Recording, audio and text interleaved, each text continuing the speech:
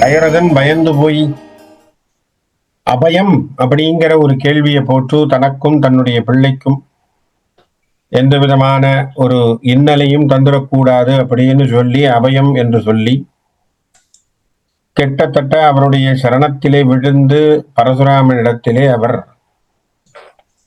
கேட்க ஆரம்பிக்கிறார். தன்னுடைய பிள்ளையை காப்பாற்றுறதுக்காக சத்திரியனாகிய தன் குலத்திலே தோன்றிய ராமனை காப்பாற்றுவதற்காக அங்கே தயரதன் அழாத குறையாக சரணாகதி என சொல்லக்கூடிய நிலையிலே அபயம் அபயம்னு போய் காலிலே விழுந்து கேட்கின்றார். பரசுராமர் இவர் பேசின பேச்செல்லாம் கேட்ட மாதிரி தெரியவே இல்லை. அவருக்கு டீலிங்ஸ் எல்லாம் நேரடியா ராமரோட தான்.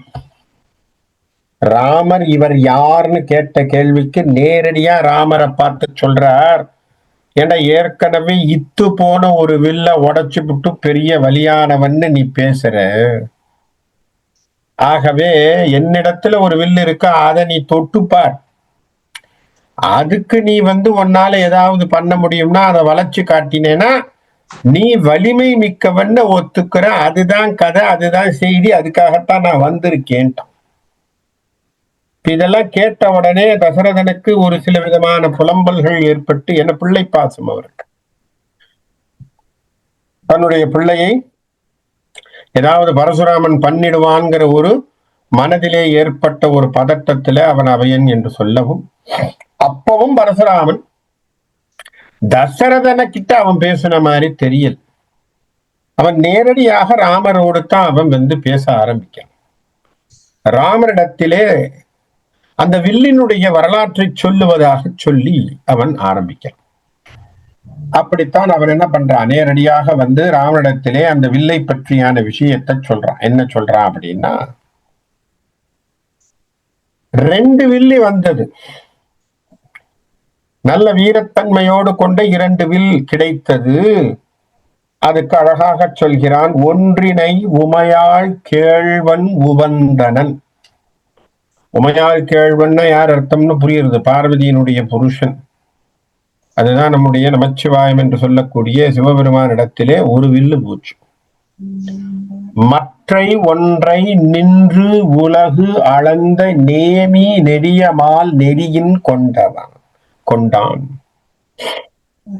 இந்த உலகத்தையே நின்று தன்னுடைய கால்களினால் அளந்தவனாகிய உலகளந்த பெருமாளாய் இருக்கக்கூடிய திருமால் 2வது வில்லை கொண்டான். அப்போ ஒரு வில் ஏற்பட்டது, அந்த வில் 2 பேர் கைக்கு போச்சு. 2 வில், ஒரு வில் யார்கிட்ட இருக்கு, சிவபெருமானுடைய வில், இன்னொரு வில் விஷ்ணு இடத்திலே இருக்கக்கூடியது என்று இது உணர்ந்த விண்ணோர். இப்ப இதான் விபரீதமான ஆசை. 2 வில்லி இருக்குன்னா சரி, அவங்க தனியா வச்சிருக்காங்கன்னு வச்சிருக்க வேண்டியதுதானே. நம்ம விண்ணோருக்கு ஒரு விபரீத ஆசை. அவன் என்ன யோசிச்சானா, 2னும் வன்மை எய்தும் வென்றியது யாவது, 2ல எதிரா சரியா ஸ்ட்ரென்த்தா இருக்குன்னு பார்க்கணும்னு ஆசைப்பட்டாங்களாம் விண்ணோர்கள். யாரு, இந்த தேவேந்திரன்ல இருந்து எல்லாருக்கும் கொஞ்சம் பொழுது போகல. அவன் என்ன பண்ணிருக்கான், 2 வில்லுல எது ரொம்ப ஸ்ட்ரென்த்தா இருக்குன்னு நம்ம பார்த்துடணும் அப்படிங்கிற ஒரு எண்ணம் அவங்களுக்கு வந்திருக்கு.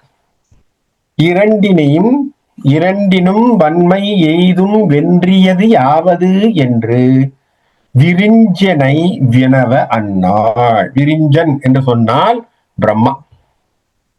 பிரம்மா கிட்ட போய் சொல்லியிருக்காங்க, அந்த 2 வில்லுல எது நல்ல வலிமையான வில்லுன்னு கண்டுபிடிக்கணும்னு சொல்லியிருக்காங்க. உடனே பிரம்மா இதை கேட்டுட்டு சும்மா இருக்கப்படாதும்.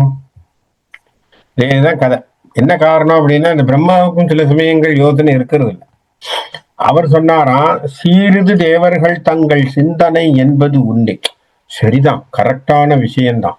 2 வில்லு இருக்குன்னா 2 வில்லுல எது சரின்னு நாமளும் தெரிஞ்சுக்கணும்னு பிரம்மாவுக்கும் யோசனை.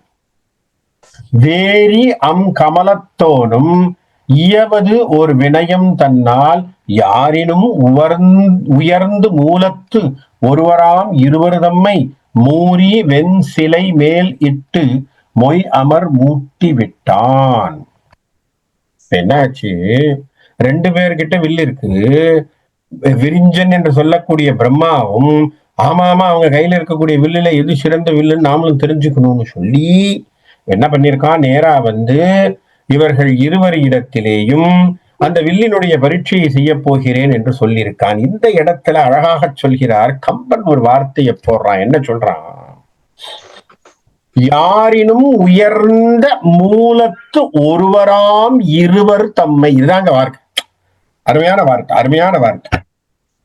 கம்பன் கொடுக்கக்கூடிய கடவுள் கோட்பாட்டிலே இந்த விஷயத்தை நம்ம புரிஞ்சுக்கணும். அப்ப கம்பர் எண்ணத்தை சார்ந்தவர் இருந்தார். விசிஷ்டாத்வைத்தம் வைணவராக இருந்திருப்பாரோ, என கம்ப ராமாயணம் எழுதியிருக்காரு, ராமாயணமாக இருப்பாரோ, கம்பன் ஆழ்வாராக இருந்திருப்பானோ, அப்ப விசிஷ்டாத்வைத்தத்தின் வழியாக அல்லது ஸ்ரீ வைஷ்ணவ வரமாக இருந்திருப்பானோ, இருந்திருக்கலாமோ அப்படின்னு வச்சிருந்தா இந்த ஒரு வரி அதை தோக்கடிச்சிடுது. என்ன சொல்றான், உயர்ந்த மூலத்து ஒருவர் ஆம் இருவர் தம்மை. சார் மூலம் ஒண்ணுதான் சார், ரெண்டா தெரியுதுன்ட்டான். அப்ப எங்க வர்றான் கம்பன், எதை தட்டுகின்றான், அத்வைத்தத்தை பேசுகின்றான் கம்பன். ரெண்டா பிரிஞ்சிருக்கியா, சிவனும் விஷ்ணுவா பிரிஞ்சிருக்கக்கூடிய மூலமாகிய ரெண்டு, ஆனா ஒண்ணுதான்ப்பா அது. அந்த பரம்பொருள் இடத்திலே பிரம்மா ஒரு விசாரம் பண்றான். என்ன பண்றான், நீ வச்சிருக்கக்கூடிய ரெண்டு வில்லுல எது சிறந்ததுன்னு பார்க்கணும். எங்க கொண்டு வந்து அவனுடைய கொள்கையை வச்சான் பாருங்க கம்பன். எந்த இடத்துல ஒரு நுட்பமான ஒரு விஷயத்தை நமக்கு தெரியக்கூடிய விஷயமாக அப்படி தட்டிட்டு போகக்கூடியவனாக. அதனாலதான் நம்ம இப்ப புரியுதா ஏன் கவி சக்கரவர்த்தின்னு அவனை பேசுறோம் இல்லையா? கவிகளிலே சிறந்தவனாக நம்ம ஏன் பேசுறோம், சாதாரணமானவனா இல்லையே. கம்பன் ஒருவன் தானே கவி சக்கரவர்த்தி. ஏன்னா அந்த அளவுக்கான விஷயங்களை சொல்லுவான். மூரி வெண்சிலை மேல் இட்டு மொய் அமர் மூட்டி விட்டான். என்ன பண்றான், இத நம்ம சோதிக்கணும் அப்படிங்கிறத ரெண்டு பேருக்கு நடுவுல போய் இந்த விஷயத்த பேசுறான். நம்ம இதை சோதனை பண்ணணும். அவங்களும் என்ன பண்றாங்க, சரி பார்ப்போம் அப்படிங்கிறத அவங்களும் ஏத்துக்கிறாங்க. இருவரும் இரண்டு வில்லும் ஏற்றினர்.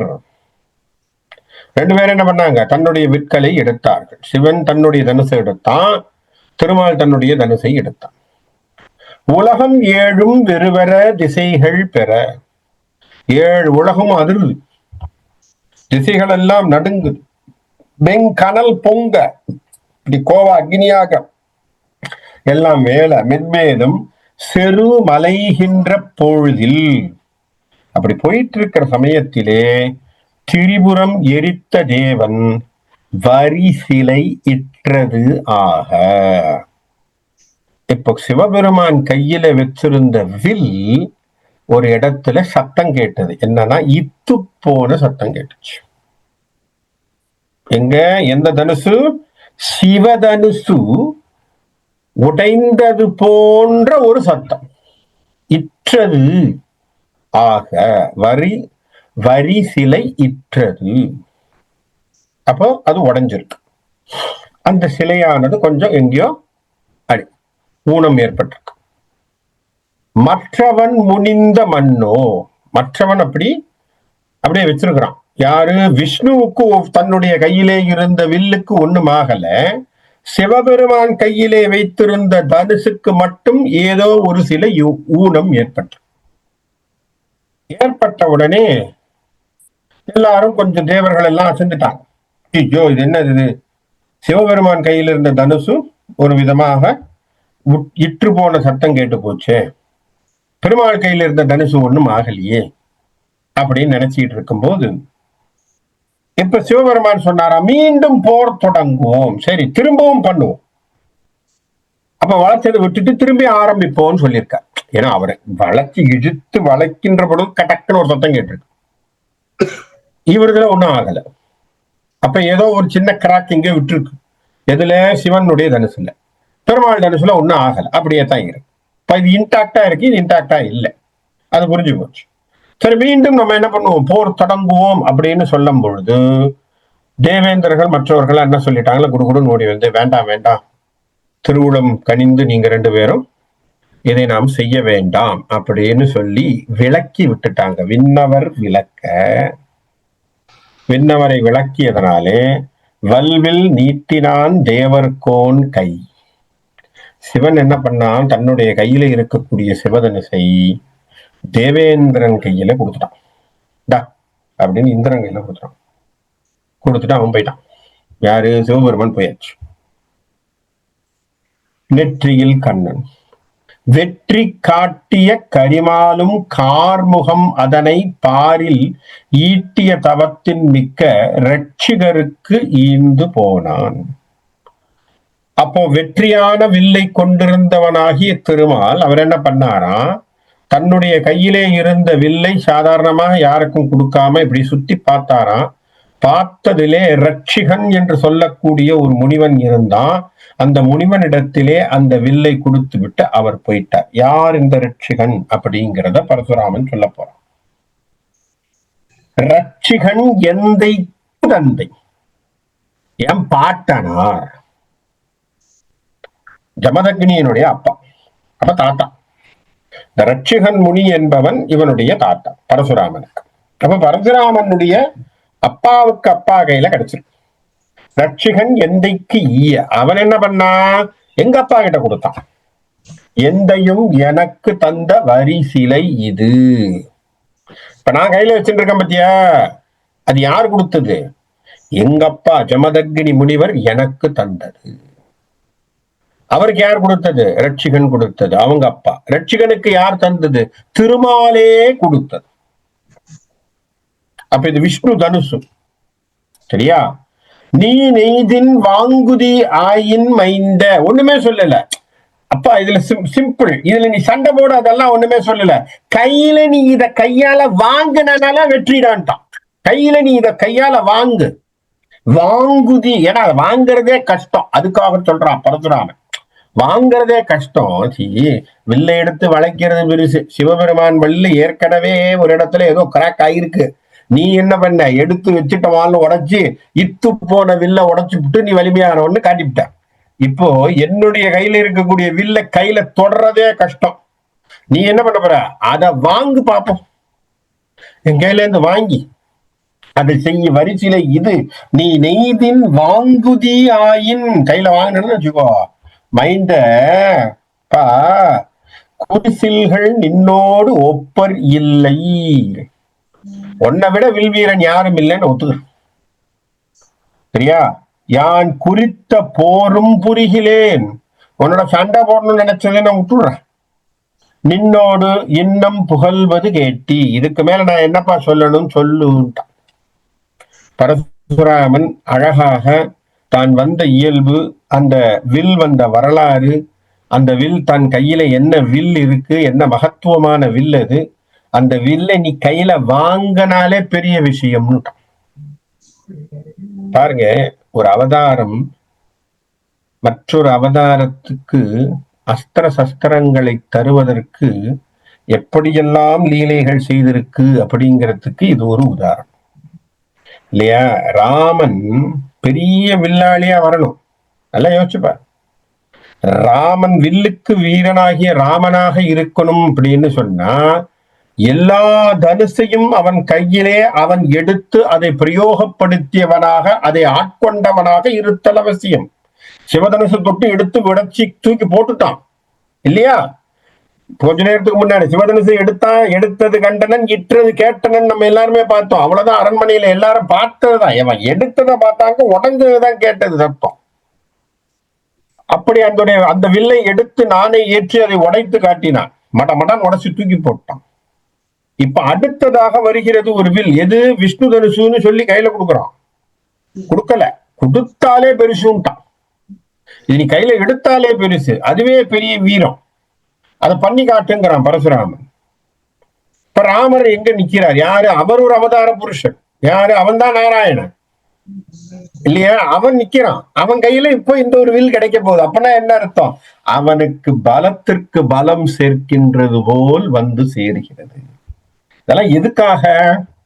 இந்த அவதாரத்தினுடைய நோக்கம் என்ன பாருங்க. எப்படி வானோர்கள் இருந்து மற்றவர்களும் தேவர்களும் மூவர்களும் எல்லோரும் வாழ்க்கையிலே மதித்த ஒரு விஷயம், ராமன் என்கின்ற ஒருவன் பரம்பொருள் ஆக மனித தன்மையோடு வந்தவன். அரக்கர்களை சம்ஹாரம் செய்து வாழ்க்கையிலே அறம் நாட்டுபவனாக இருத்தல் அவசியம்ங்கிறதுக்காக அத்தனை விஷயங்களும் அவனுக்கு செய்யப்பட்டது இல்லையா? மனித குலத்திலே பிறந்தான், அதனால்தான் மிராக்கிள் பண்ண மாட்டேன்னு விட்டார். அவர் மிராக்கிள் செய்ய மாட்டேன்னு விட்டார். இப்ப மனுஷ தன்மையில இருக்கிறனா பலத்துக்கு பலம் சேரணும். இதுக்கு முன்னாடி பலம் யாரு கொடுத்தது? விஸ்வாமித்திரர் ஏற்கனவே கொடுத்திருக்கார். பலாதி பலா மந்திரங்கள் கொடுத்திருக்கார், அஸ்திர சஸ்திரங்களை கொடுத்திருக்கார், தனக்கு தெரிஞ்ச அத்தனையும் கொடுத்திருக்கார். காயத்ரி மந்திரத்தில இருந்து எல்லாம் உபதேசம் பண்ணிருக்கார்.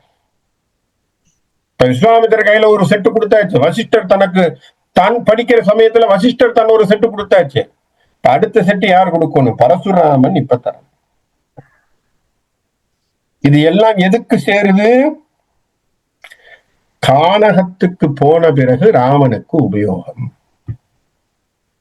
இல்லன்னா யோசிச்சு பாருங்க, இல்லன்னா சுபாகு மாரிச்சன் இப்படிப்பட்ட அரக்கர்களை அவனால துவம்சம் செய்ய முடியுமா? கரதூஷணாதி அரக்கர்கள் 40,000 பேரை கொல்றான் தன்னுடைய வில்லின் மகிமையினாலே. எப்படி சார் நடக்கும்? ஒரு மனிதனால் செய்ய முடியுமா? அப்ப ராமனுக்கு யார் பலம் தந்தது? இதெல்லாம் தான் பலம். இவையெல்லாம் சேர்ந்ததுனாலே பலம். அப்ப சொல்றான், வாங்குதி மைந்த குறித்தல்கள் என்னோடு ஒப்பரில்லை, உன்னை தவிர பெரிய வில்லாளி யாருன்னு இல்லை, நான் ஒத்துட்டு இருப்பேன். வேற பேச்சே கிடையாது, நான் ஒத்துக்கிறேன், ஒதுங்கிடும். ஆச்சா, யான் குறித்த போரும் புரிகிறேன், நான் பண்ணணும்னு நினைச்சதை கூட விட்டுறேன், எனக்கு இந்த சண்டை கூட வேண்டாம், நான் போயிடுறேன். நின்னோடு இன்னும் புகழ்வது கேட்டு இன்னும் வேற என்ன பேர என்ன சொல்ற போறேன், சொல் கேளு. இன்னொன்னு விஷயம் சொல்றேன் உனக்கு பார். ஊனவில் இருத்து மொயம்பை நோக்குவது ஊக்கமன்றேல் மாணவ மற்றும் கேளாய் வழி பகை உடையன் நும்பால் ஈனமில் எந்தை சீற்றம் நீக்கினான் என்ன முன் ஓர் தானவன் அணைய மன்னன் கொல் யான் சலித்த மன்னோ. அப்ப ஊனமான ஒரு வில்ல உடைச்சு புட்டு அதனால வீரம்னு சொல்றதுல எந்த விதமான பிரயோஜனம் இல்ல. மாணவ கேட்டுக்கோப்பா, மனித உருவிலே இருப்பவனே மற்றும் கேளாய், நான் என்ன பண்ண தெரியுமா? எங்கப்பா ரொம்ப தவம் மிகுந்தவனாக இருந்தான் ஜமதக்னி, சரியா? சாதாரணமா இருந்தான். அப்போ ஒரு தானவன் அணைய மன்னன், ஒரு ராட்சசனை போல ஒரு மன்னன், அவன் என்ன பண்ணான்? எங்க அப்பா கிட்ட வந்து சண்டையை போட்டான். சண்டையை போட்டது மட்டும் இல்ல, எங்க அப்பாவை அவன் கொன்றான். ஜமதக்னியை ஒரு மன்னன் கொன்றான். அவன் பேரு கார்த்தவீரியார்ஜுனன் பேரு. அந்த கார்த்தவீரியார்ஜுனன் என்கின்ற மன்னன் அவன் என்ன பண்ணான்? கிட்டத்தட்ட அரக்க குணத்தை கொண்டவனாக இருந்தவன் கொன்னுட்டான். அவன் கொன்னதாலே என்ன ஆகி போச்சு? எங்க அப்பா தன்னுடைய உயிர் போனது. ஆனா எங்க அப்பா இறக்கின்ற தருவாயில நான் போன உடனே எங்க அப்பா சொன்னார், தன்னை கொன்றவன் இவன். ஏன்னா அவர் உட்கார்ந்து தவசில உட்கார்ந்து இருக்கான். தவம் பண்ணுகின்ற முனிவரை ஒருவன் கொல்லுகின்றான் என்று சொன்னால் அவன் அரக்கருக்கு சமானம். அதனால்தான் அரக்கன்னு சொன்னார் இல்லையா? தவம் செய்கின்ற முனிவனை நல்லா ஞாபகம் வச்சுக்கணும். பெண்களை, கர்ப்பிணி பெண்களை இல்லையா, முதியோர்களை, நோயினால் தாக்கப்பட்டவர்களை, ஊனமுற்றவர்களை, தவம் செய்கின்ற முனிவர்களை, பிராமணர்களை, அந்தணர்களை, வேதம் ஓதும் அந்தணர்களை கொல்லுவது பாவம். அப்ப தவம் செய்த முனிவன், தவம் செய்து கொண்டிருக்கக்கூடிய முனிவனை இந்த ராஜா கொண்டு இருக்கான். அப்ப அவன் அரக்கன் தானே. அந்த அரக்கனாகிய குணத்தோடு இருந்தவனை மீது அவன் என்ன பண்ணான்? என்னுடைய அப்பாவை கொண்டதுனால சீற்றம் கோபம் வந்தது எனக்கு. முன்னோர் தானவன் அணைய மன்னன் கொல்ல யான் சலித்த மன்னோ, நான் என்ன பண்ணேன்? கோபம் வந்தது. உடனே என்ன பண்ண? எழு முறைமையின் பாரில் முடிவுடை வேந்தை எல்லாம். 7 அப்படின்னா என்ன அர்த்தம்? 7 3 21 தலைமுறை தூக்கிட்டேன். ஏழு முறைமை. முறைமைனா அவனுக்கு பின்னாடி அவன் பின்னாடி அவன் பின்னாடி அவன் பின்னாடி அவன் பின்னாடி அவன் பின்னாடி அவன் சந்ததிய மொத்தமா 21 ஜெனரேஷன்ல தூக்கிருக்கேன். இப்ப இதுல ஒரு டவுட் வருது நமக்கு. அப்போ ஒரு ஜீன்ஸ் ஆனது 21 வருஷத்துக்கு போகுதோ? கொஸ்டின். இது ஒரு ரிசர்ச்சபிள் கொஸ்டின். இதை மனசுல வச்சுப்போம் இல்லையா? இதுல இருந்து அது ஒரு சமாச்சாரம் நமக்கு மனசுல ஒரு ட்ரிகர் ஆகுதா? 21 ஜெனரேஷனுக்கு ஏன் வெட்டணும்? அப்ப 21 ஜெனரேஷனுக்கு அந்த டிஎன்ஏ போகுதா? இருக்கலாம், தெரியாது. இருக்கிறதுனாலதான் அது ஒரு கணக்கா நிக்குது அந்த இடத்துல. அப்ப 21 தலைமுறையே எடுத்துருக்கலாம்.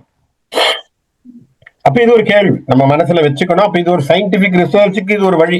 ஏன்னா ஜீனாலஜி படிக்கிறவன் தான் இதெல்லாம் பத்தி படிக்கணும், பேசணும். அதுக்குள்ள போய் மைக்ரோபயாலஜி, பயோகெமிஸ்ட்ரி படிச்சவனுக்கு தான் இது ஜீனாலஜிக்குள்ள போய் கண்டுபிடிக்கணும். என்ன 21 தலைமுறைக்கு போகக்கூடியதாக இருக்கக்கூடுமோன்னு நான் நினைக்கிறேன். தெரியல இல்லையா? நம்ம சாதாரண வள்ளுவரே சொன்னது என்ன சொன்னார்? ஒரு தடவை நீ கற்ற கல்வி எழுமையும் ஏமா புடைத்துட்டான், 7 ஜென்மத்துக்கு நிக்கும்டான்றான் இல்லையா? அவர் 7 போட்டார், இவர் 21 சொல்றார். 7 21க்கு பேசுறார். சோ இதுல ஏதோ கணக்கு இருக்கு, நமக்கு தெரியல. So that should be a reason. Anyhow, அவர் என்ன சொல்றார்? 7 முறைமை பாரில் முடியுடை வேந்தை எல்லாம் வேவு 7 மழுவின் வாயால் வேறறுக்க களை கட்டு. நான் என்ன பண்ணேன்? கையில ஒரு மழு வச்சிருந்தேன். அதுவே வைத்து இந்த 21 தலைமுறையினுடைய அரசர்களை சம்ஹாரம் பண்ணியாச்சு. அன்னார் தூ எழு குருதி வெள்ள துறையிட்டு அவருடைய என்ன பண்ண, அவங்களுடைய குருதிகள், அவங்க கொன்னதுனால வந்திருக்கக்கூடிய ரத்தம், அந்த ரத்தத்தை என்ன பண்ணாராம்? சமந்தக பஞ்சகம்னு ஒரு இடம், ஒரு குளம், ஒரு 5 குளத்தை வெட்டி அந்த 5 குளத்துல அந்த ரத்தத்தை நிரப்பி இருக்க. கொஞ்சம் பார்க்க கொஞ்சம் கொடூரமா இருக்கிற மாதிரி தோணும். என்னடா பரசுராமர் ஒரு சீரியல் கில்லர் மாதிரி இருக்கார் போல் இருக்கு, சைக்கலாஜிக்கல் கில்லர் மாதிரி இருக்கார் போல் இருக்கு நம்ம நினைக்க தோணும். இல்ல, அதுல விஷயம் என்ன அப்படின்னா, அரக்க குணத்தை வேறறுத்தவனாக நம்ம இருக்கணும்.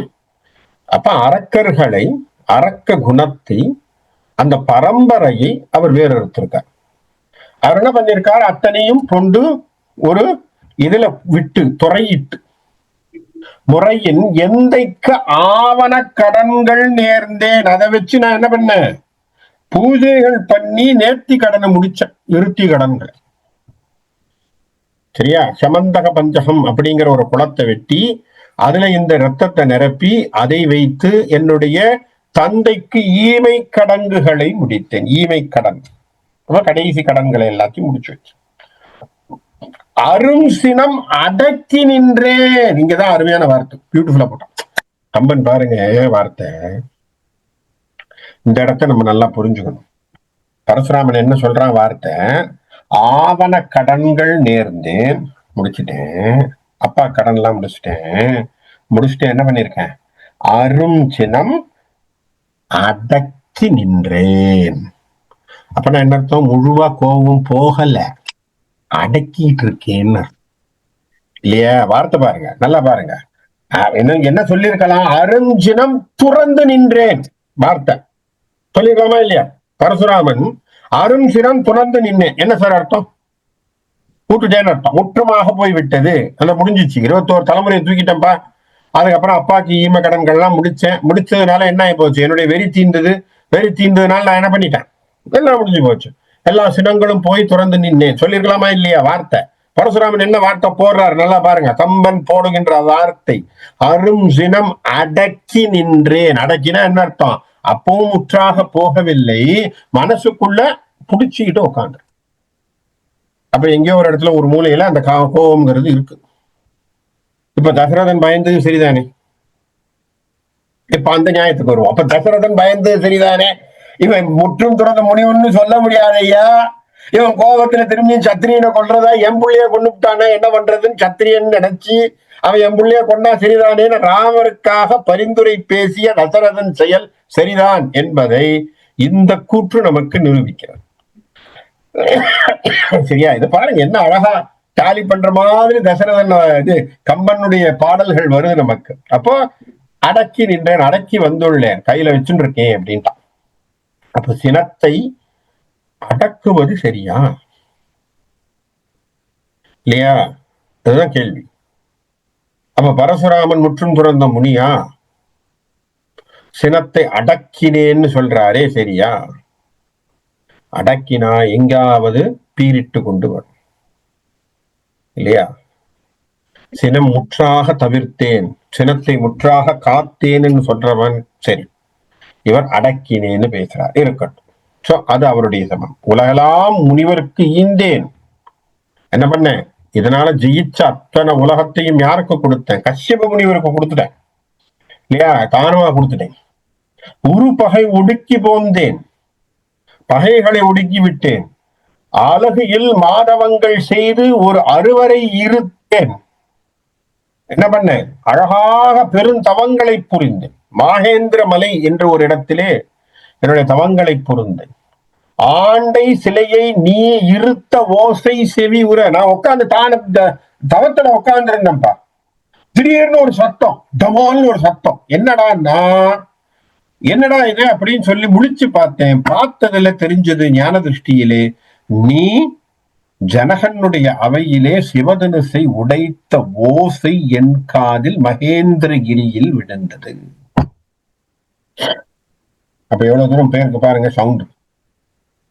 ஏன்னா அப்பதான் நம்ம பார்த்தோம் இல்லையா, ராமர் உடைச்ச போது அண்ட சராசரங்களுக்கும் அந்த நாதம் ஆனது கேட்டதுன்னு நம்ம கேட்டோம். அப்ப மகேந்திரகிரியில இருக்கக்கூடிய பரசுராமன் காதலில் விழாம இருக்க போதா? விழுந்துரும். அவர் என்ன சொல்றார், நீ இருத்த ஓசை செவி உற சீறி வந்தேன்.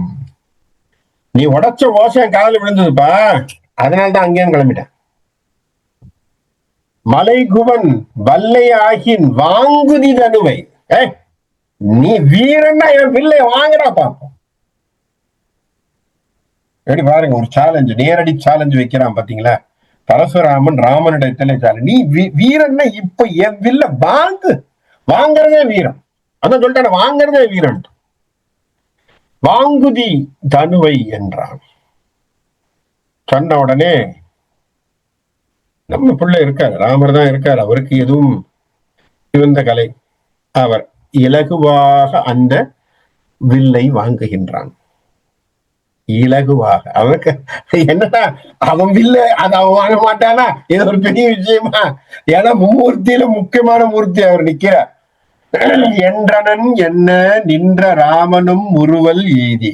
கொஞ்சம் கூட கோபமில்ல, சிரிச்சுட்டே. அதுதான் ராமனுடைய குணம். ராமன் குணத்தை நம்ம கத்துக்கணும் அப்படின்னு சொன்னா எந்த இடத்துலயும் டென்ஷன் ஆகல. ஐயோ என்னப்பா இவ்வளவு பெரிய ஆள் வந்து இதெல்லாம் பண்றான் பாருங்க, பக்கத்துல அப்பா டென்ஷன் ஆகுறாரு, இவர் டென்ஷன் ஆகல. பாருங்க, தசரதனுடைய மனோநிலை ராமனுக்கு கிடையாது பாருங்க, இல்லையா? தசரதன் மனோநிலை ராமனுக்கு இல்ல பாருங்க. தசரதன் அங்க புலம்புறான், ராமன் எதுவுமே செய்யல. முறுவலாக நின்றான். முறுவல் அப்படி ஒரு புன்னகை பூத்தவன் போல் ராமன் முறுவல் எய்தி என்ன பண்ணா, நின்று ஒரில் முகத்தனாகி. முகம் அப்படி பிரகாசமா இருக்குங்க, கொஞ்சம் கூட ஸ்ட்ரெஸ்ஸோ டென்ஷனோ ஆங்ஸைட்டியோ ஒண்ணுமே இல்லை. ஒருத்தன் சேலஞ்சுன்னு ஒருத்தன் பண்றான்னா நம்மளே கூட இங்கெல்லாம் ஒரே வேர்த்தெல்லாம் உருவித்து இருப்பா, ஒரு தண்ணி எல்லாம் குடிச்சிட்டு வரேன், ஒரு காஃபி குடிச்சிட்டு வரேன் அப்படின்னு நம்ம எல்லாம் டென்ஷன் ஆயிருப்பா. அவர் கொஞ்சம் அப்படி சிரிச்சுக்கிட்டே சந்தோஷமாக முகம் உலர்ந்தது போல அப்படி நின்று, நாரணன் வலியின் ஆண்ட வென்றிவில் தருக. அப்பா நாராயணன் கொடுத்த வில்லுன்னு நீ சொல்றிய, அதை கொடுப்பா, நான் பாக்குறேன். பாருங்க என்ன பணிவு, என்ன பணிவு, என்ன. ராமனுக்கு இணை ராமன் தாங்க. அதனாலதான் நீங்க எவ்வளவு லட்ச கவிதைகளோ கட்டுரைகளோ ஆராய்ச்சிகளோ எழுதினாலும் ராமனை நாம் இன்னும் ஆழம் தோண்டிக்கிட்டே இருக்கலாம். அவ்வளவு அழகான குணாதிசயங்கள். நம்மால் எவனா இருந்தாலும் கோபமே வந்துடும். என்னடா என்ன பார்த்து என்னடா பேசுறேன், நீ அவ்வளவு பெரிய சிவன் வில்லை உடைஞ்சிட்டேன், உன் வில்லை என்னடா சீ போ அப்படின்னு பேசியிருப்பான். நீ யாரா என்ன கேட்கறது வந்திருக்கும். ராஜகுமார் இவன் சுத்தி இவனுடைய சேனைகள், நல்லா ஞாபகம் வச்சுக்கோங்க. ஒத்த ஆள் பரசுராமன் இல்லையா? சுத்தி இருக்கிறது தசரதனும் இவனுடைய சேனைகளும். சுத்தி இருந்தாங்கன்னா பரசுராமனை அடிச்சிருக்கலாமா? செய்யல பாருங்க. நல்லவே தசரதனும் செய்யல. அந்த நல்லா யோசிங்க, தசரதனும் செய்யல அந்த மாதிரியான ஒரு ஒரு ஒரு ஒரு மோசமான செயல்பாட்டை அவன் செய்யவில்லை. ஏன்? அவனுக்கே தெளிவு இருந்திருக்கு. ஏன்? தவம் மேற்கொண்ட முனிவன், நாம மரியாதை தரணும்னு அவனும் நினைச்சான். அவனுக்கு தப்பாம பிறந்த பிள்ளைன்னு இவனுக்கு எப்படி இருக்கணும்? இவன் டபுள் மடங்கு குணம் இவனுக்கு இல்லையா? தாய் 8 அடினா குட்டி 16 அடிங்கிற மாதிரி இவருக்கு அதுக்கு மேல குணம். முகத்துல எந்த டென்ஷனும் இல்ல.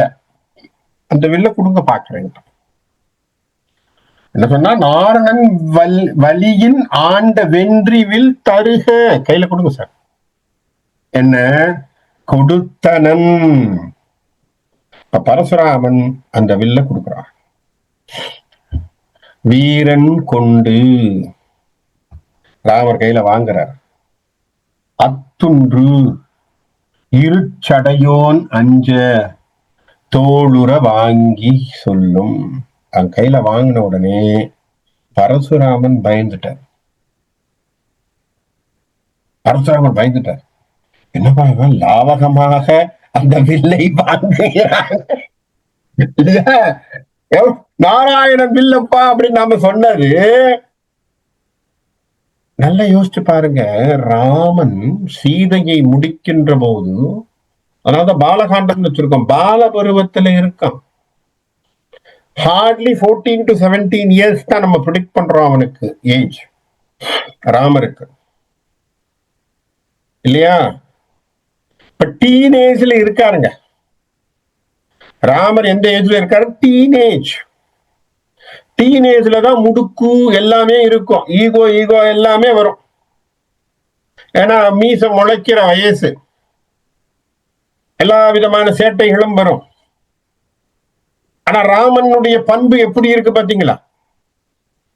ராமன் எப்படி பணிவானவனாக இருந்திருக்கிறான் பாருங்க. அந்த இடத்துல என்ன அழகாக அந்த வில்லை வாங்கி கொண்டான். வில்ல வாங்கின உடனே பரசுராமனுக்கு, இவ்வளவு நேரம் பேசிய பரசுராமன் என்ன பண்ணா, துன்று இருச்சடையோன் அஞ்ச பயப்பட்டு போயிட்டான். தோளுற வாங்கி அப்படி தோளுக்கு நேரம் அப்படி வைக்கிறான், வச்சுட்டான், கையில வச்சு நிக்கிறான். இப்ப சொல்லு என்ன பண்ண போறாரு பாரு. பூதலத்து அரசையெல்லாம் பொன்றுவித்தனை என்றலும் வேதவித்து ஆய மேலோன் மைந்த நீ விரதம் பூண்டவன். இதை விட ஒருத்தர் தெளிவாக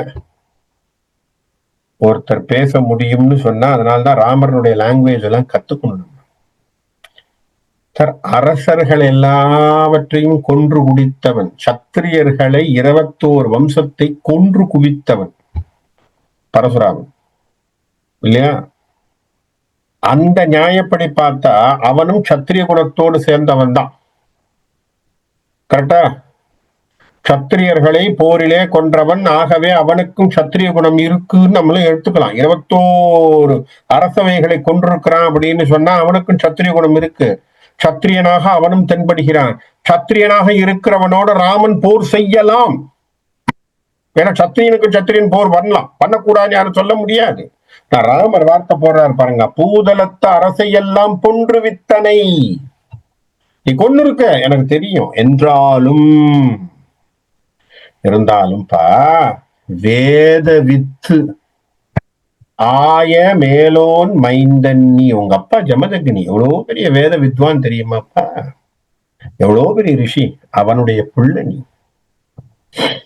எங்க வச்சாம் பாருங்க ஒரு சமாச்சாரத்தை பரசுராமனுக்கு. உங்க அப்பா வேத வித்து, யாரு? ஜமதக்னி, அவனுடைய புள்ள நீ. விரதம் பூண்டாய், அதுக்கப்புறம் நீ என்ன பண்ண? தவம் மேற்கொண்டாய்.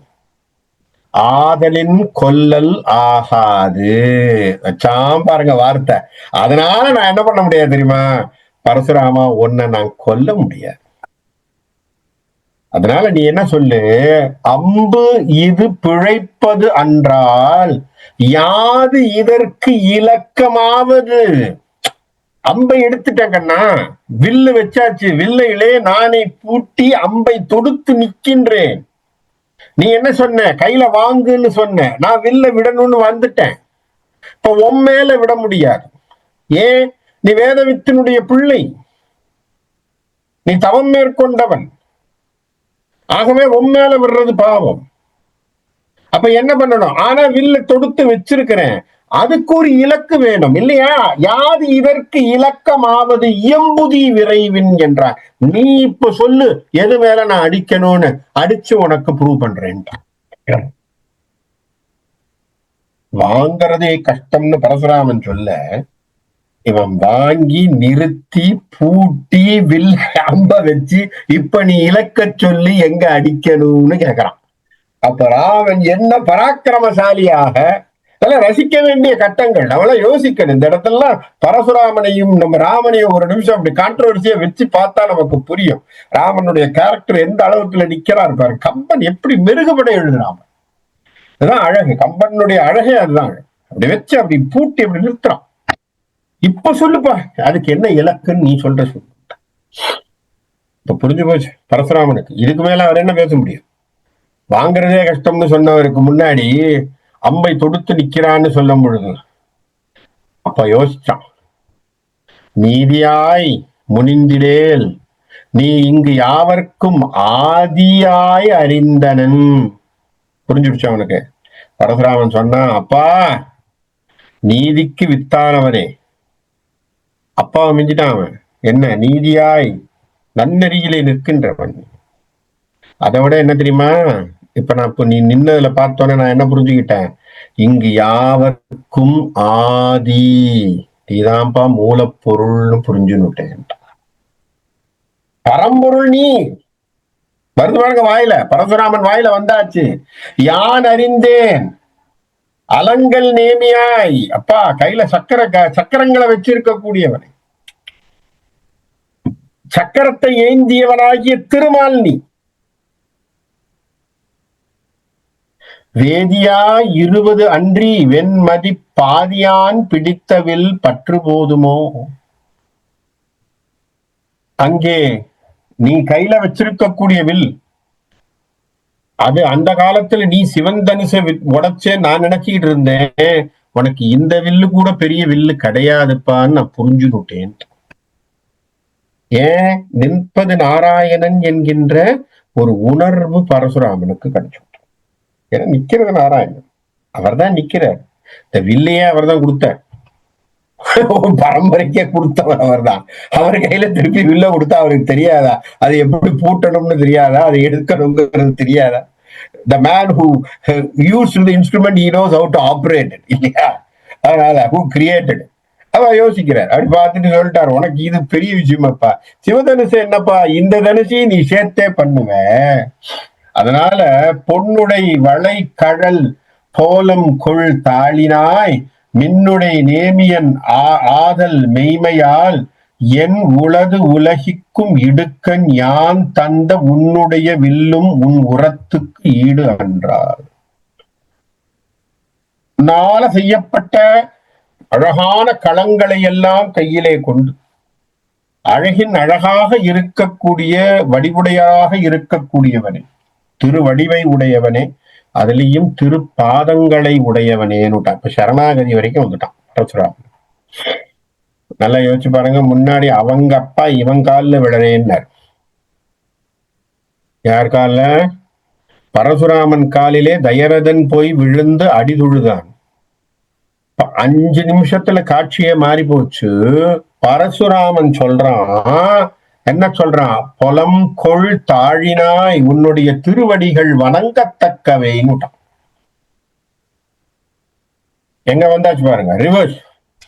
இந்த ரிவர்ஸ் அப்படி வருது.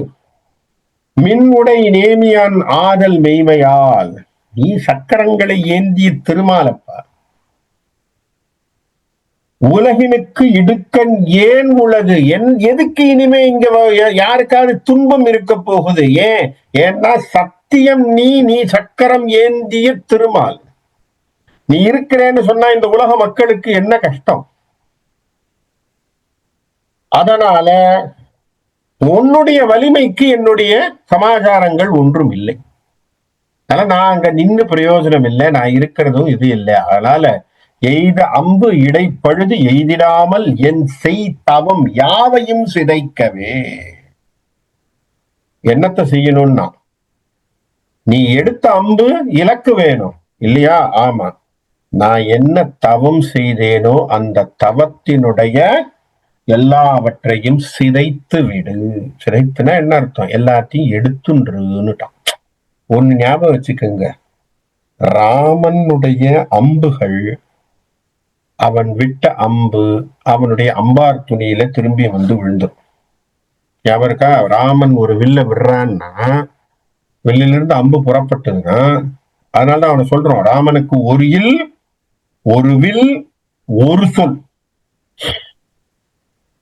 அப்படின்னா என்ன அர்த்தம்? ஒரு இல் ஒரு வீடு தான், ஒரு மனைவி தான் அவனுக்கு. ஒரு இல் ஒரு வில், ஒரே ஒரு வில்லு தான். அந்த ஒரு வில்லே அஸ்திரமா மாறும், சஸ்திரமா மாறும், எல்லாம் பண்ணும். அது இலக்கை அடிக்கும், திருப்பி கைக்கு வந்துடும். சரியா? ஒரு வில் ஒரு சொல், ஒரே ஒரு சொல்லு தான் சொல்லுவான். அப்போ ராமன் எந்த வில்லை விட்டாலும் அது இலக்கை தாக்கி விட்டு அவன் கைக்கு திரும்பி வந்துடும். அப்படின்னா என்ன அர்த்தம்? இங்க இலக்கு என்ன? பரசுராமன் செய்த தவங்கள் அத்தனையும் போய்விட வேண்டும், அது தகத்தெரிய வேண்டும்னு சொன்னா என்ன அர்த்தம்? பரசுராமனுடைய தவோ வலிமை எல்லாம் ராமனுக்கு சேர வேண்டும் என்பதுதான் குறி. யோசிச்சு பாருங்க இல்லையா? அது அவருக்கு தானே வரணும். அதை சொல்றான், எய்த அம்பு இடை பழுதி எய்திடாமல் என் செய் தவம் யாவையும் சிதைக்கவே. என்னுடைய தவங்கள் எல்லாத்தையும் எடுத்துடுறான். என கை அவன் நெகிழ்தலும் கனை சென்று அவன் மெய் அரு தவம் எல்லாம் வாரி மீண்டதே. அவன் கையெடுத்து கும்பிட்ட உடனே ராமர் விட்ட வில்லானது, அந்த அம்பு போய் அவன் தவம் என்று செய்த அத்தனையும் எடுத்துக்கொண்டு அவனிடத்திலே அவனுடைய அம்பார் துணியிலே வந்து விழுந்தது. அப்போ பரசுராமன் செய்த தவத்தினுடைய புண்ணியங்கள் பலன்கள் எல்லாம் ராமனை சார்ந்தது, ராமருக்கு வந்துருச்சு. அப்ப இப்ப என்ன போச்சு? பரசுராமர் மைனஸ். இதுவரைக்கும் அவர் செய்த தவங்கள், இதுவரை அவர் செய்திருக்கக்கூடிய விஷயங்கள் எல்லாமே என்ன போச்சு? மைனஸ்க்கு வந்தாச்சு. இது திருப்பி அவர் தவறு தான் பண்ணணும். புரியுதா நான் சொல்றது என்னன்னு? தன்னுடைய தவப்பையன் போயிடுச்சுன்னா திருப்பி அவர் தவம் தான் பண்ணணும். அதனாலதான் அவர் போய் ஏதாவது ஒரு தவம் பண்ணிட்டு இருக்கும் பொழுது திரும்பவும் மகாபாரதத்துக்கு வர்றார் அவர். பரசுராமன் மகாபாரதத்துக்குள்ள வர்றார். அதனாலதான் மகாபாரதத்தில் he was not that active. ராமாயணத்துல இருந்த இந்த ஆக்டிவ்னஸோ அதுக்கு முன்னாடி இருந்த ஆக்டிவ்னஸோ மகாபாரதத்துல இல்ல. காரணம் என்ன? தன் தவங்களை ராவனுக்கு கொடுத்துட்டாரு இல்லையா? ஏன்னா அவருக்கு தேவை. ஏன்னா இவர் இப்போ இந்த அவதாரம் அந்த நோக்குக்காக வந்திருக்கு. எதுக்காக வந்திருக்கு? அறக்கரைகளை அழிப்பதற்கும் மற்ற சமாச்சாரம் செய்வதற்கும் வந்திருக்கு. அப்ப அதுக்கு பலம் தேவை அப்படிங்கிறத பரசுராமன், முந்தைய ராமனாகிய முன்னபி ராமன் என்று சொல்லக்கூடிய பரசுராமன் தன்னுடைய தவோ வலிமைகளை சோதிப்பதன் மூலமாக நாராயணன் தனுசு என்று சொல்லக்கூடிய ஒரு வில்லை காட்டியதன் மூலமாக அந்த பரம்பொருளுக்கு தன் பலத்தை சேர்த்து விட்டு போனான் இல்லையா? அதுதான் காரணம். பரசுராமன் வந்த காரணம் என்னன்னா, பரசுராமருக்கு கர்வமா, பரசுராமருக்கு இதுவா அப்படிங்கிறது இல்லை. பரசுராமர் வந்த விஷயம் சத்திரியர்களை நேரடியாக, அரக்க குணத்தினோடு இருந்த சத்திரியர்களை நேரடியாக பார்த்து அழித்து அவர்கள் போர் குணத்தை பற்றி தெரிந்து கொண்டிருக்கக்கூடியவன். அவனுடைய அறிவு, அனுபவம், தவம் ராமருக்கு பெரிதும் பயன்படும் இல்லையா? ஏன்னா காட்டுக்கு போய் இருக்க போறான், அத்தனை அரக்கர்களை பார்க்க போறான். அத்தனை அரக்கர்களை பார்க்கணும்னா அவனுக்கு இவ்வளவு விஷயங்கள் தெரியணும். அது தெரியணும்னு சொன்னா இந்த மாதிரி பலன்களை எல்லாம் சிலர் கொடுக்க கொடுக்க அந்த ஞானமும் அறிவும் அவனுக்கு கிடைக்க கிடைக்க ராமன் இன்னும் மெருகேறியவனாக, இன்னும் வீரம் கொண்டவனாக நிற்பான். அதனால அதை சொல்லி அவன் மெய் அரு தவம் எல்லாம் வாரி மீண்டதே போட்டு வெளியில வந்தாச்சு. எண்ணிய பொருளெல்லாம் இனிது முற்றுக மன்னிய மணி நிற வண்ணா பந்துழாய் கண்ணிய யாவர்க்கும் களை கண் ஆகிய புண்ணிய விடை என தொழுது போயினான். பரசுராமன் என்ன சொல்றான்? இப்ப எல்லாம் புச்சவன். எண்ணிய பொருளெல்லாம் இனிது முற்றுக. எல்லாம் என்ன நினைச்சானோ அது நடந்து போச்சு. மன்னிய மணி நிற வண்ணா, என்ன அழகான வண்ணங்களை கொண்டவன், நீல வண்ணத்தை கொண்டவனாக இருக்கிறாய். வன் தொழாய் கண்ணிய, இல்லையா? தொழாய் மாலை என்று சொன்னால் துளசி மாலையை அணிந்தவன், அழகான துளசி மாலை அணிந்தவனை, இந்த மூவுலகத்திற்கும் ஆட்சி புரிகின்ற பரம்பொருளை, யாவர்க்கும் களை கண் ஆகிய புண்ணியா, யாவர்க்கும் என்ன பண்ற, எல்லாருக்கும் ஏதாவது ஒரு கஷ்டம்னா போய் விழறது எங்க நாராயணத்துல தான். அந்த நாராயணனாக நிற்கக்கூடியவனே நீ, விடை நமஸ்காரம் கிளம்புற என தொழுது போயினான். நமஸ்காரம்னு சொல்லி கிளம்புறான். அவன் போயிட்டான். போன உடனே உடனே நம்ம தசரதனுக்கு இப்பதான் உசிரே வந்து பக்கத்துல இருக்காரு இல்லையா, அவர் அழிந்து அவன் போனபின், அவன் போன பிறகு அமலன் ஐ உணர்வு ஒழித்து தன் உயிர் உழைத்து உருகு தாதையை பொழிந்து பேர் அன்பினால் தொழுது முன்புக்கு இழிந்து வான் துயர் கடல் கரை நின்று ஏற்றினான். அவங்க அப்பா அங்க நின்று கஷ்டப்பட்டு இருக்க ஒரு கிட்ட போய் நமஸ்காரம் பண்ணான் ராமன். இப்ப அந்த சைட போயிட்டார், பரசுராமன் போயாச்சு. இதெல்லாம் பார்த்துட்டு இருக்காரு, இந்த காட்சியை பார்த்து கொண்டு இருக்கிறான் தசரதன். நல்லா பாருங்க, பரசுராமன் தொழுது நீ பரம்பொருள்னு சொல்றான் இல்லையா? இப்ப காலில் விழுந்திருக்கணுமா இல்லையா தசரதனுக்கு? இல்ல, இதெல்லாம் ஒரு சந்தேகத்துக்குரிய கேள்வி, இதெல்லாம் மனசுக்குள்ள வச்சுங்க. அவன் காலில் விழுந்திருக்கணுமா இல்லையா? தசரதனுக்கு காலில் விழுந்திருக்குமா இல்லையா? இது ஒரு பரம்பொருள்னு புரிஞ்சுக்கணுமா இல்லையா? இல்லையா? அப்ப வரம் கொடுத்து தன்னை காட்டுக்கு போன்னு சொல்லும் பொழுது ஏன் அழுதான்? புரியுதா? அப்ப தசரதனுக்கு அந்த பிரிவு ஆற்றாமை எப்பங்கிறது ஒண்ணு வருது இல்லையா? பின்னாடி அயோத்தியா காண்டத்துல வரப்போகுது இல்லையா?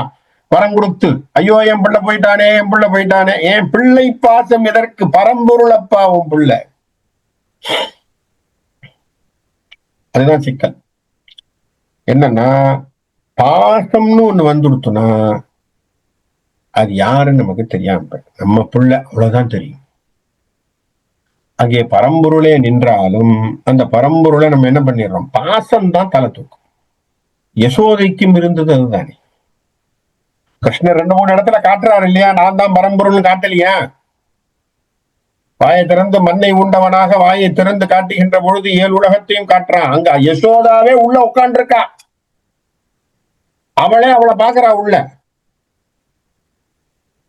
இவ்வளவு தெளிவாக காட்டிய பிறகும் யசோதை என்ன பண்றா? கிருஷ்ணனை நீ ஒன்னும் வாங்கனம் பண்றான்னு கட்டி போடுறான். யோசிச்சு பாருங்க, அவளுக்கு இன்னும் அந்த பாசமானது போகவில்லை இல்லையா? ஏன் பரம்பொருள் தெரிஞ்ச பிறகு கூட அவளுக்கு அந்த பாசம் போகல. அது போலத்தான் தசரதனுக்கும் பிள்ளை பாசம் கண்ணை மூடிடுச்சு. அது ஒரு மாயை.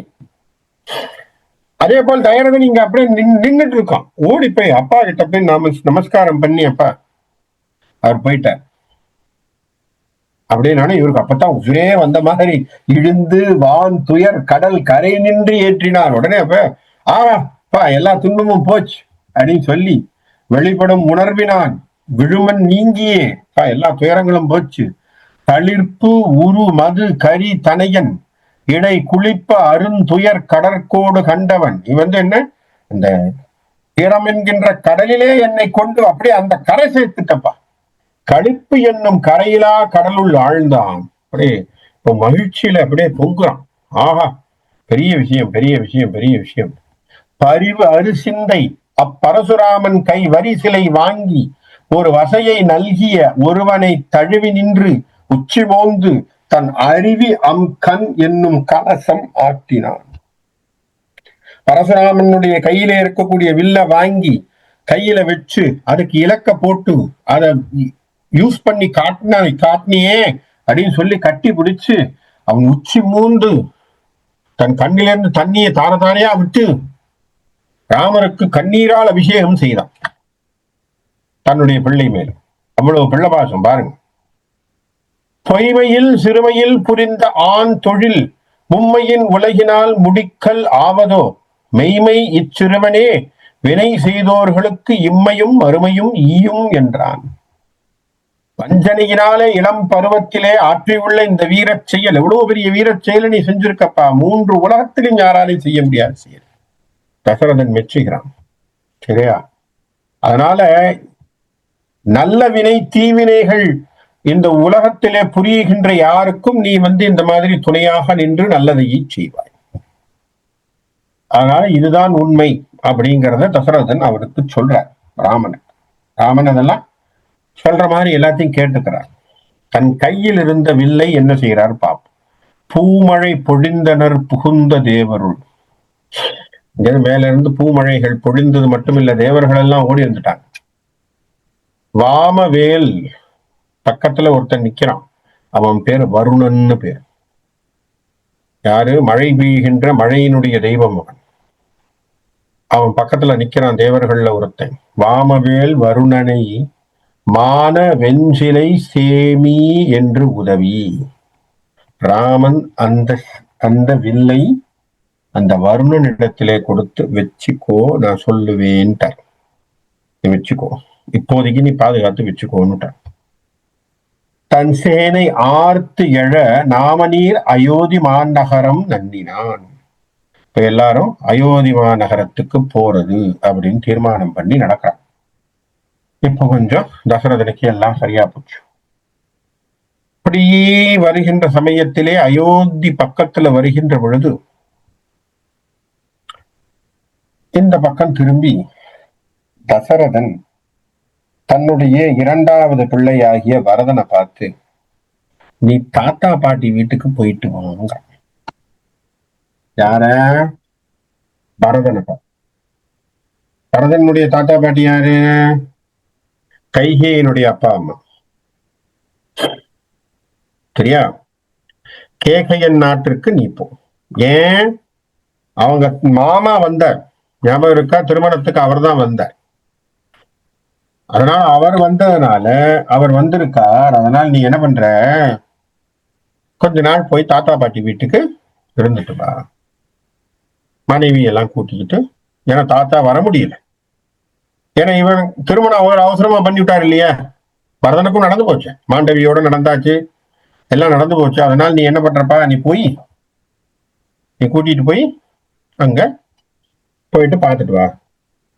பரதனை சொல்கின்றான் பார்.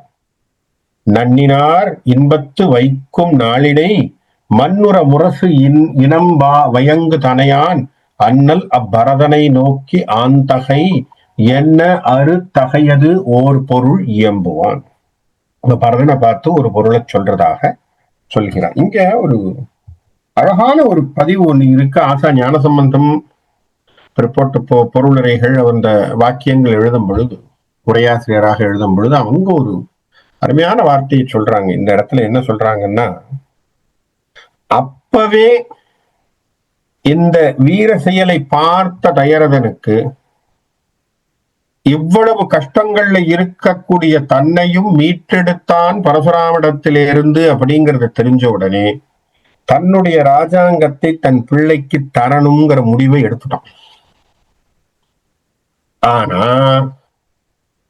அந்த இடத்துல தடையாக பரதன் இருப்பானோன்னு அவன் மனசுல இருந்திருக்கு என்று சொல்கிறார்கள். காரணம் என்ன? இவங்க சொல்றது என்னன்னா, இவங்களுடைய வரிசையின்படி கைகேயி தான் இருப்பதிலே இளையவள்னு இவங்க பேசுறாங்க.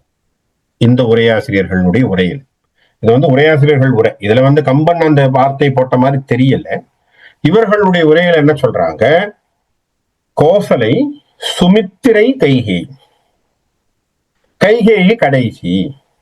கைகேயை திருமணம் செய்து கொள்ளுகின்ற பொழுது தசரதன் கொடுத்த வாக்கு என்ன?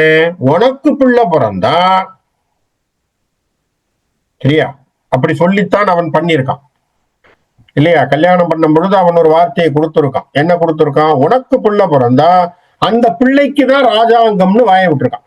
அதுக்கு பின்னாடி வரும், அயோத்தியா காண்டத்துல வரும்போது வரும். இந்த வார்த்தையை கொடுத்திருக்கான். அப்போ இப்போ தன் மனதில இப்ப ராமனுக்கு கொடுக்கணும்னா பரதன் அங்க இருந்த இடைஞ்சல் தானே. உங்களுக்கு புரியுதுங்களா? சட்ட சிக்கல் தானே இப்போ. அப்படிங்கிற ஒரு கூற்றை இங்க பதிவு செய்யறாங்க. இப்ப எனக்கு வந்து அது என்ன சொல்றேன்னா, ஆசா ஞான சம்பந்தம் போன்ற பெரியவங்க அவங்க எல்லாம் இது ஒரு காரணமா தான் பண்ணுவாங்கன்னு வச்சுப்போம். ஏன்னா சாதாரணமா அவங்க இந்த உரையாசிரியர்கள் பெருசா அப்படி தப்பான ஒரு சமாச்சாரத்தை பதிவு செய்ய மாட்டாங்க. ஆனா அவங்க சொல்றதுலயும் ஒரு நியாயம் இருக்கலாம், தெரியாது. தசரதன் மன ஓட்டம் என்னவாக இருந்ததுன்னு நம்ம யாருக்கும் தெரியாது. ஆனால் திடீர்னு தசரதன் பரதனை பார்த்து நீ தாத்தா வீட்டுக்கு போயிட்டோன்னு சொல்ல வேண்டிய அவசியம் என்ன? கேள்விதானே. இது ஒரு ரிசர்ச்சபிள் கொஸ்டின். நல்லா யோசிங்க. இதெல்லாம் சரி நம்ம படிச்ச காப்பியம் தான். ஆனா இதுல எல்லாம் இவ்வளவு சிந்தனைகள் வச்சா காப்பியமே சுவாரஸ்யமா இருக்கும். யோசிச்சு பாருங்க. நமக்கு தெரிஞ்ச காப்பியம் இல்லையா? நமக்கு தெரிஞ்ச கதை தான். ராமாயணம் எனக்கு தெரியாதா அப்படின்னு நம்ம எல்லாருமே சொல்லுவோம். ஆனா இதுல இவ்வளவு சிக்கல்களா உள்ளுக்குள்ள எவ்வளவு விஷயங்கள் வச்சிருக்காங்க நமக்கு தெரியல. ஏன் பரதனை நீ அவங்க போயிட்டு வா இவன் சொல்ல வேண்டிய அவசியம் என்ன? யோசிக்கணும் இல்லையா? அதுக்கு உரையாசிரியர்கள் சொல்லக்கூடிய கூற்று ஒன்று, அவன் இருந்தா இவனுக்கு இடைஞ்சலா இருந்திருக்க கூடும் என்பது தசரதன் மனசுல பட்டிருக்கலாம் அப்படின்னு சொல்றாங்க. இருக்கட்டும், அது வந்து நம்ம அயோத்தியா காண்டம் வருகின்ற பொழுது இன்னும் அழகாக அதை பற்றியான விஷயங்களை பார்ப்போம். ஆனையின் நினது மூதாதை என்னுடைய தாத்தா ஐய நிற்காணிய விழைவது ஒரு கருத்தன் உன்னை பார்க்கணும்னு நினைச்சான்பா. அவன் திருமணத்துக்கே நம்ம அவனை கூப்பிடல. ஆதலால் கேணியில் வளை முரல் கேகயம் புகு, இங்க நீ என்ன பண்ண, கேகய நாட்டுக்கு போயிடு. தூண் இயல் மொய்பினாய் போதி என்றான், போய் அங்க கொஞ்ச நாள் இருந்துட்டு வா என்று தசரதன் சொல்ற. தசரதன் அந்த வார்த்தையை அங்க வைக்க பரதன் என்ன சொல்றான், ஏவலும் இறஞ்சி போய் ராமன் சேவடி பூவினை சென்னியில் புனைந்து போயினான். பாருங்க, அப்பவே பரதன் தேரோட்டினான். நல்லா ஞாபகம் வச்சுங்க இல்லையா? ராமன் திருமணத்திற்கு தேரோட்டியாக வந்தவன் பரதன். பரதன் இப்ப கிளம்புறான், ரைட்டா? பரதன் கிளம்பி போகணும். அப்பா கிட்ட நமஸ்காரம் பண்ணிக்கிட்டான். அடுத்ததாக அண்ணன் திருவடியை தொழுதான். ராமனுடைய திருவடிகளை ராமன் சேவடி பூவினை சென்னியில் புனைந்து போயினான். நமஸ்காரம் பண்றான். அவனுடைய திருப்பாதங்களை தன் தலைமையில வச்சுக்கிட்ட மாதிரி பாவனையோடு நடந்து போறான். ராமன் மீது பரதனுக்கு இருந்த அந்த மரியாதையும் மதிப்பையும் இந்த ஒரு வார்த்தையிலேயே கம்பன் பாலகாண்டத்திலே காட்டிவிட்டான். நீ என்ன பண்ணாலும் பரதன் மாற போறது இல்ல, பரதன் அப்படியே இருக்க போறான், அப்பொழுக்கற்றவன். நீ பாத்தீங்கன்னா கம்பராமாயணத்திலேயே ஒரு கதாபாத்திரத்தை உயர்த்தி காட்டியவனாக கம்பன் காட்டியது பரதன் தாங்க. இது வந்து ஒரு பெரிய விந்தைக்கும் விந்தையா இருக்கும். ராமனை விஞ்சக்கூடியவனாக பரதனை காட்டுகின்றான். என்ன சொல்றான், அது சுத்தி இருக்க கேரக்டர் சொல்லுது. குகன் சொல்றான், 1000 ராமன் உனக்கு ஈடாக மாட்டான் பரதான்ட்டான். ஒரு கேரக்டர் ராமரை தான் பேசுறோம். 1000 கேரக்டர் ராமரை வச்சு பாருங்க. அந்த பக்கத்துல 1000 ராமர் உனக்கு ஈடாக முடியாதுன்னா, இது பரவாயில்ல. ராமனை பெற்ற தாய் கௌசல்யா தீயில போய் விழப்போறான் பரதன். அண்ணன் வரல, அண்ணன் வந்து ராஜ்யத்தை எடுக்கல, கடைசியில ராஜ்யத்தை எடுக்கல, இனி நான் இருக்க மாட்டேன், உயிர் துறக்க போகிறேன் என்று சொல்லுகின்ற பொழுது கௌசல்யா வந்து தடுக்கிறான். தடுத்துட்டு சொல்றான், அப்பா இப்பேற்பட்ட பிள்ளைய நான் என்னுடைய ராமனுக்கு ஈடா சொன்னா முடியாது, லட்ச ராமன் உனக்கு ஈடாக முடியாது, பெற்ற தாய் சொல்கின்றாள் பரதனை பற்றி. கம்ப ராமாயணத்திலேயே ராமனை விட உயர்வாக காட்டிய ஒரு கதாபாத்திரம் இருக்கும்னு சொன்னா அது பரதன். பரதனுடைய மாண்பை நம்ம அயோத்தியா காண்டத்துல முழுக்க அனுபவிப்போம். முழுக்க முழுக்க பரதனுடைய ஒரு சகோதர பாசமும் அவன் ராமன் மீது வைத்திருந்த ஒரு தன்னிகரில்லா பற்று, இந்த மரியாதை, அண்ணா மேல மரியாதை பாருங்க. என்ன அழகா சொல்லுவான், பூவினை சென்னியில் புனைந்து போயினான், ஆவி அங்கு அவன் அளவு இலை ஆதலால் ஓவல் இல் உயிர் பிரிந்து உடல் சென்றான். உயிர் அங்கு விட்டுட்டான் சார், உடல் மட்டும் தனியா போச்சான் பரதனுக்கு. என்ன வார்த்தை பாரு. உயிரங்க நிக்கிறது. எது உயிர்? ராமன் என்கின்ற உயிரங்க நிற்கிறது. பரதனுடைய உயிர் ராமனோடு இருக்கிறது. உடல் மட்டும் தனியாக கேகயம் நாட்டுக்கு சென்றது. இங்கே எழுதிவிட்டான் கம்பன். அவனுடைய பின்னாடி அவனுடைய செயல் என்னங்கிறது நமக்கு புரியுது பாரு. செஞ்சாச்சு. செஞ்சுட்டு பரதன் கேகேயன் செஞ்சாச்சு. செஞ்ச பிறகு வளை விரி புரி தேர் உதாசித்து என்னும் வளை முரல் தனையான் மருங்கு போதை போய் இளையவன் தன்னோடும் 7 நாளிடை நளிர்புனல் கேகிய நாடு நன்னினான். அப்பா தனியா கிளம்புறேன்னு சொல்லும் பொழுது பரதனோடு துணையாக அவனுக்கு துணையாக சத்ருக்கனன் சென்றான். சத்ருக்கனன் போக சொல்லவே இல்லை தசரதன். நல்லா ஞாபகம் வச்சுங்க. அதே போல ராமனுக்கு தாங்க கட்டளை, லக்ஷ்மணன் பின்னாடி போனான். நல்லா ஞாபகம் வச்சுங்க. ராமனுக்குத்தான் கட்டளை, லக்ஷ்மணன் பின்னாடி போனா. இங்க பரதனை போக சொல்கிறான் கேகய நாட்டுக்கு. சத்ருக்கனன் சொன்னா, அண்ணா நானும் உன்னோட வரேன், உன்னோட நான் வரேன். அதான் சொல்லுவாங்க வைணவத்திலே ஒரு பெரிய தத்துவம், அடியாருக்கு அடியாராய் இருக்கக்கூடியவன் யார், சிறந்தவன் யார் ராமாயணத்திலே அப்படின்னு போடும் பொழுது சத்ருக்கனன் தான் சிறந்தவன். ஏன் சத்ருக்கனன் சிறந்தவன்? இறைவனுக்கு தொண்டு செய்ய லக்ஷ்மணன் போயிட்டான். இறைவனையே மனசிலே வைத்திருந்த அடியான் யார்? பரதன். அடியாருக்கு அடியாராக இருந்தவன் சத்ருக்கனன். அந்த பரதனுக்கு சேவை செய்தவன் சத்ருக்கனன். ஆகவே சத்ருக்கனன் தான் இருப்பதிலேயே ராமாயணத்திலே சிறந்த இடத்தை பிடிக்கின்றான். அழகா இருக்கும். இதெல்லாம் நம்ம என்னன்னா, இந்த கம்பராமாயணத்துக்குள்ள போய் போட்டு நம்ம ராமாயணத்தை புரட்டி புரட்டி புரட்டி புரட்டி படிச்சுக்கிட்டே இருக்கணும். படிச்சாதான் நமக்கு பல டைமென்ஷன் கிடைக்கும். அப்படி போயிட்ட பிறகு ஆனவன் போனபின் அரசன் கோமகன் ஊனமில் பேர் அரசு உய்க்கும் நாளிடை வானவர் செய்த மாதவம் உண்டு ஆதலால் மேல் நிகழ் பொருள் இனி விளம்புவோம் ஆரோ.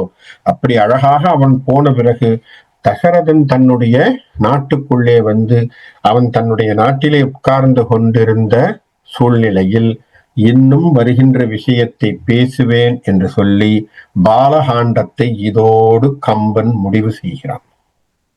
அப்ப பாலகாண்டம் என்கின்ற ஒரு பெரிய காண்டம் நம்ம முடிச்சிருக்கோம். அடுத்தது அருமையான காண்டம், எல்லோரும் எதிர்பார்க்கக்கூடிய அயோத்தியா காண்டம். பல விஷயங்கள், பலருடைய குணங்கள், பலருடைய குணாதிசயங்களை நம்ம தெரியக்கூடிய அருமையான காண்டம் வருகின்ற அயோத்தியா காண்டம். நம்ம எப்படி பாலகாண்டத்தை ரசிச்சோமோ அதை விட கூடுதலாக ரசிப்போம் என்று சொல்லி இன்றைக்கு இந்த இடத்துல நிறைவு செய்கிறேன். நன்றி, வணக்கம்.